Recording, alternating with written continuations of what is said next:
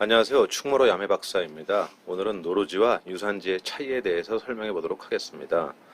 현재 그 책상에 세 가지 종류의 종이가 준비가 되어 있습니다. 맨 오른쪽에 있는 것이 일반적인 노루지. 노루지라는 것은 이제 얇은 종이를 통상 얘기를 하는 건데요. 노루지 또는 박엽지라는 말로 많이 사용이 됩니다.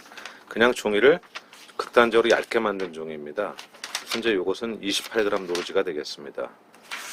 자, 그리고 이제 가운데 있는 것이 노루지의 한쪽 면에 그 기름이나 물 같은 것이 묻지 않도록 코팅이 되어 있는 크라프트 유산지입니다. 식품지입니다. 거기에 이제 한쪽 면에 일반 종이로 되어 있고 또 한쪽 면에 이런 식으로 그 코팅이 되어 있기 때문에 물이나 기름 같은 것이 투과가 되지 않습니다.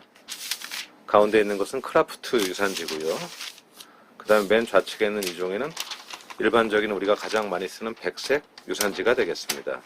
역시 일반 종이에다가 한쪽 면이 코팅이 되어 있어서 물과 기름이 투과가 되지 않습니다.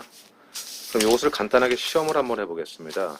똑같은 세 종류의 종이에다 물을 한번 뿌려 보겠습니다.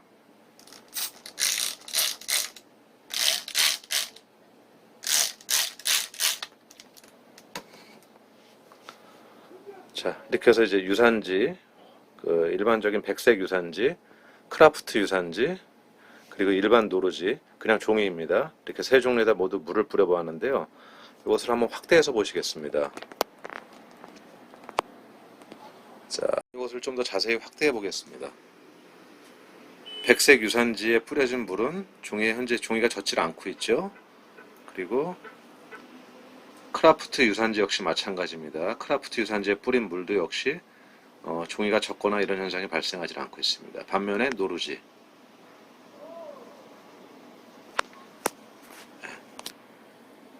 물이 침투하고 있죠.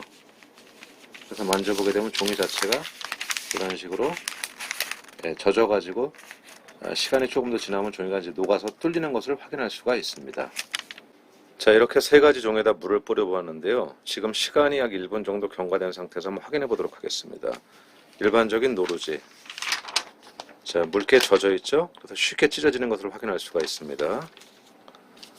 다음은 크라프트 유산지.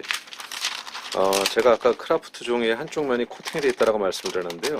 시간이 지나더라도 이렇게 코팅이 되어 있는 면에 물이 닿다 보니까 종이가 녹거나 찢어지질 않습니다.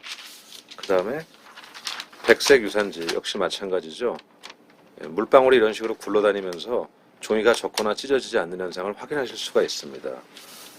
자, 이제 이러한 현상을 이용을 해서 우리가 소위 말하는 유산지나 식품지라고 불리는 유산지를 가지고 샌드위치를 포장한다거나 김밥을 포장하거나 내지는 어떤 그 햄버거 같은 거를 포장하는 그런 그 음식 포장 용지로 주로 사용을 하고 있습니다.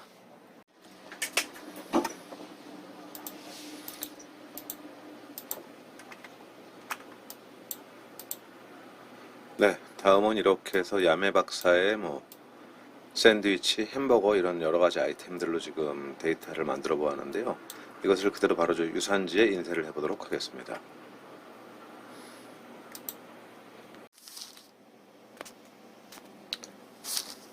자, 이렇게 해서 간단하게 유산지에다가 그 야매 박사의 샌드위치, 햄버거 이런 그 간단한 포장지를 한번 인쇄를 해보았습니다. 아까 말씀드렸다시피 이제 인쇄가 그 코팅이 되지 않은 면에 인쇄를 했고 반대편이 코팅이 된 면은 바로 음식이 맞닿는 면이 되겠습니다. 그리고 이것은 이제 유산지인데요. 이쪽에 현재 찌그러져 있는 부분은 아까 그 테스트하기 위해서 물을 뿌렸던 부분이 되겠습니다. 시간이 꽤 지났지만은 종이의 특성상 습기를 먹고서 이렇게 약간 표면이 변한 것은 있지만 찢어지지는 않습니다. 그리고 대부분이 유산지나 식품 포장지 같은 경우에는 단색으로만 인쇄를 합니다. 검은색이나 붉은색, 노란색 같이 한 가지 색상으로만 인쇄를 하는데 당사에서는 손님의 요구에 따라서 이렇게 풀 컬러로 사도가 완벽하게 재현이 되는 그런 포장지를 인쇄를 해드리고 있습니다. 이상입니다.